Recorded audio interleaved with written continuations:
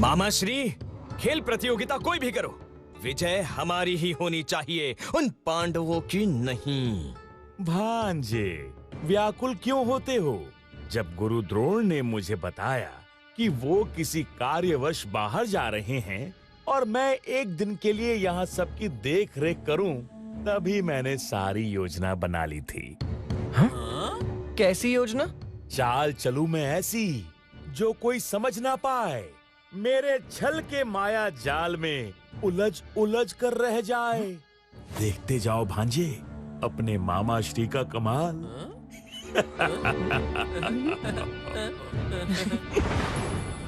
सभी छात्र यहाँ से दौड़ेंगे और जंगल खत्म होने पर रुकेंगे।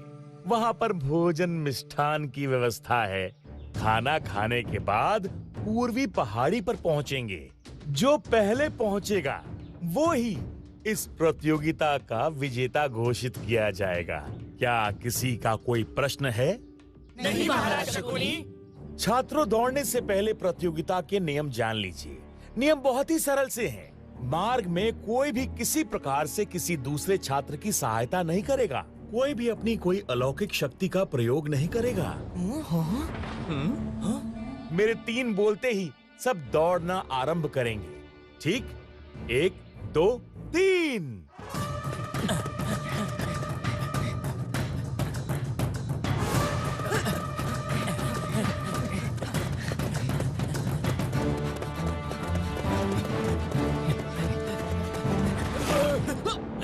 नकुल, सहदेव, सहायता करो।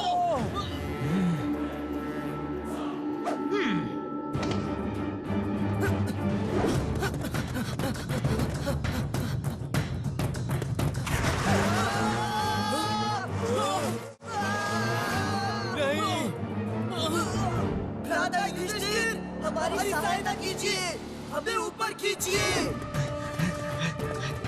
भ्राता युधिष्ठिर, हमारी सहायता कीजिए, हमें ऊपर खींचिए।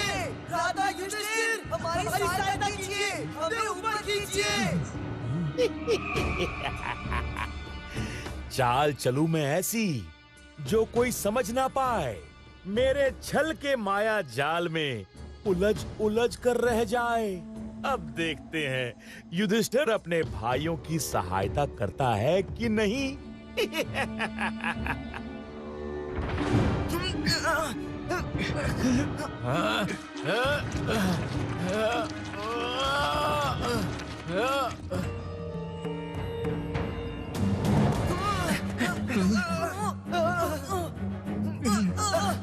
युधिष्ठिर, रुक जाओ। तुम नियम के विपरीत जाकर किसी की भी सहायता नहीं कर सकते। अगर करोगे तो तुम सब इस प्रतियोगिता से बाहर हो जाओगे। किंतु मामाश्री, मेरे भाई संकट में, मुझे अपना कर्तव्य निभाने दीजिए। युधिष्ठिर, स्मरण करो, प्रतियोगिता में कोई भाई नहीं, कोई दोस्त नहीं। बस लक्ष्य पर केंद्रित रहो। प्रतियोगिता के नियम का पालन करो। ये ही तुम्हारा कर्तव्य है। मामाश्री, आप पूर्णतः उचित बोल रहे हैं। प्रतियोगिता में प्रत्येक मनुष्य केवल प्रतियोगी होता है। तुम तो पल में समझ गए भांजे। अब देर ना करो और दौड़ लगाओ। बाकी प्रतियोगी बहुत आगे निकल गए हैं।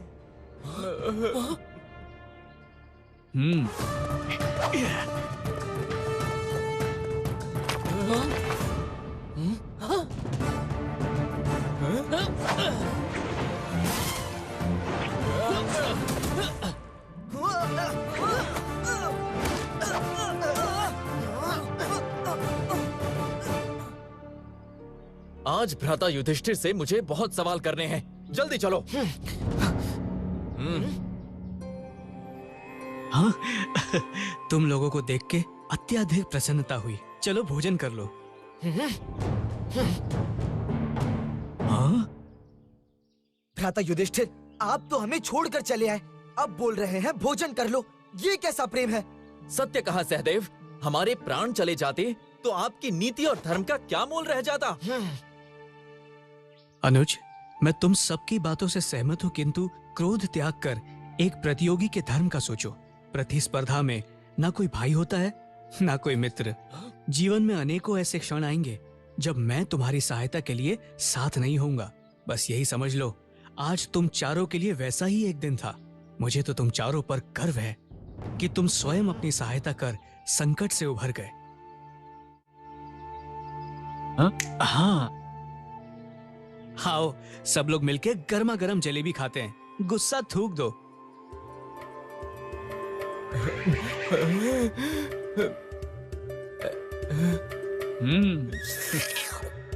भ्राता युधिष्ठिर, आपको क्या लगता है कि जलेबी देखकर अर्जुन, नकुल, सहदेव अपना गुस्सा थूक देंगे? क्यों भाइयों? नहीं, हरगिज नहीं, हम ये जलेबियां नहीं खाएंगे। इसका मतलब है सारी जलेबी मुझे अकेले ही खानी पड़ेगी। भ्राता भीम रुक जाइए, हम भ्राता युधिष्ठिर से रुष्ट हैं। भ्राता से रुष्ट है, मिठाई से थोड़ी।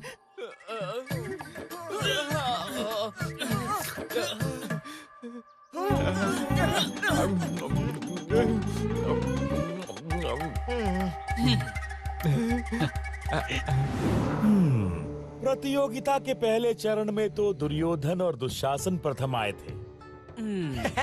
अब तुम लोगों को सामने के पर्वत की चोटी पर जाना है।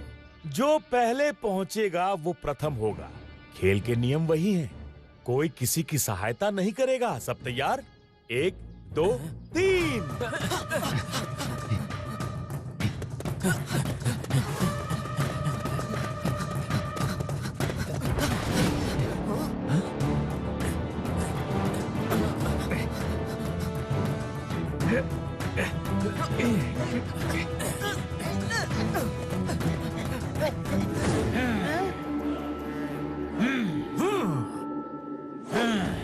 जल्दी बताओ, पांडव कहाँ हैं? वो पीछे आ रहे हैं।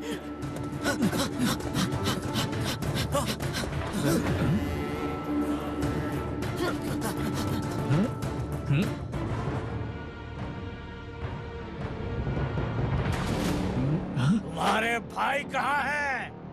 अब हमारे भ्राताश्री नीति का पालन करते हुए उस दानव को सब कुछ बता देंगे। मुझे नहीं पता। हमें ज्ञात है तुम युधिष्ठिर हो। झूठ बोलना तुम्हें शोभा नहीं देता। सत्य बोलोगे तो सुरक्षित हो जाओगे, अन्यथा अपने प्राण खोने को तैयार हो जाओ। आपको मेरे प्राण लेने हैं तो अवश्य ले सकते हैं, किंतु मुझे नहीं पता वह कहाँ छुपे हैं। हम सब प्रतियोगिता कर रहे हैं। किसी भी प्रतियोगी को एक दूसरे की सहायता करना प्रतिबंधित है। मुझे किसी की जानकारी नहीं है। अच्छा, हाँ, ले चलो इसे अपने साथ। हाँ, इसे ढूंढते हुए इसके भाई अवश्य आएंगे। भाइयों, पता नहीं उस कबीले वाले मनुष्य और भ्राता युधिष्ठिर में क्या बातचीत चल रही है। चलो चलकर देखते हैं।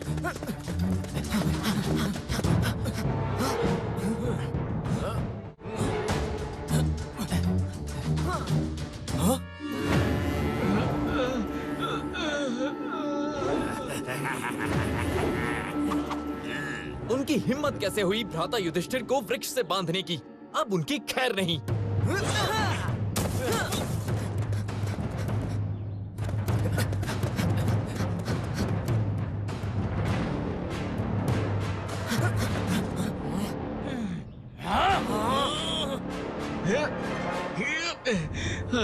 हमारे भ्राता को स्वतंत्र कर दो, अन्यथा। हाथ में आया शिकार हम कभी जाने नहीं देते। घेर लो इन सबको।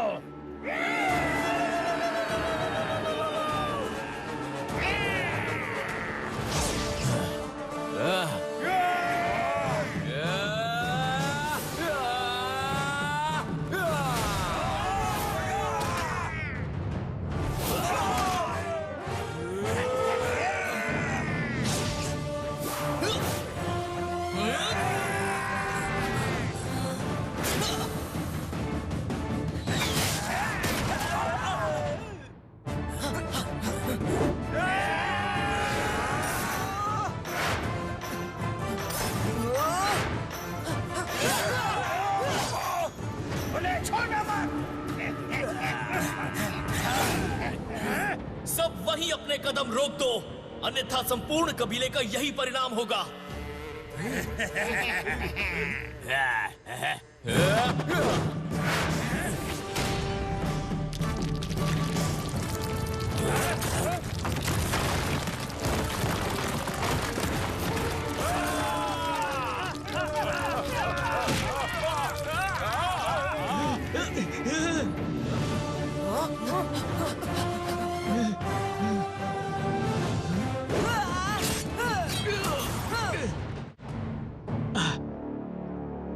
भ्राता युधिष्ठिर, आपके प्राण संकट में थे, फिर भी आपने हमें पुकारा नहीं। आपने ऐसा क्यों किया भ्राता? क्योंकि मैं पुकार कर तुम सबके प्राण संकट में नहीं डालना चाहता था। दूसरा, इससे दुर्योधन विजयी हो जाता, प्रत्यक्ष या परोक्ष रूप से उसकी भी सहायता हो जाती। जब तुम लोग छुपे तब मैंने जानबूझकर नीचे झुकने का नाटक किया, जिससे मैं तुम लोगों का स्थान ना देख सकूं। इस प्रकार मैं अपने धर्म का भी भलीभांति पालन कर सका। अर्थात आप पूरी प्रतियोगिता के समय हमारे लिए चिंतित थे। हाँ सहदेव, वो पत्थर जो अर्जुन के पास उछल कर आया था, वो भी मैंने जानबूझ के गिर के ऐसे उछाला था कि शकुनी मामा को ये न लगे कि मैंने तुम लोगों की सहायता की है, वरना वो हमें प्रतियोगिता से बाहर कर देते। हाँ? मेरे भ्राताओं का जीवन बचाना मेरा धर्म और कर्म दोनों था। वो मैं इस तरह करना चाहता था कि सांप भी मर जाए और लाठी भी ना टूटे। शकुनी मामा को किंचित मात्र भी संदेह नहीं हुआ। हमें क्षमा कर दे भ्राता, हमने आपको गलत समझा। मुझे ये बताते हुए अति हर्ष हो रहा है कि आज की दूसरी प्रतियोगिता का विजेता भी दुर्योधन है। बहुत बहुत शुभकामनाएं भांजे। रुकिए शकुनी महाराज, जब आपने खेल प्रतियोगिता की बात की तो मुझे कुछ संदेह हुआ और मैं अपने कार्य के लिए नहीं गया। मैं इस प्रतियोगिता को दूर से देख रहा था। इस प्रतियोगिता में विजयी वो नहीं हुआ जो पहले पहुंचा है। विजयी वो हुआ जिसने मेरी दी हुई शिक्षा का पालन किया है। युधिष्ठिर ने अपने भाइयों का साथ नहीं छोड़ा, ना ही उसके भाइयों ने युधिष्ठिर का साथ छोड़ा। एक प्रतियोगिता जीतने से अधिक महत्वपूर्ण है अपने परिवार की रक्षा, इसलिए विजयी पांडव हुए।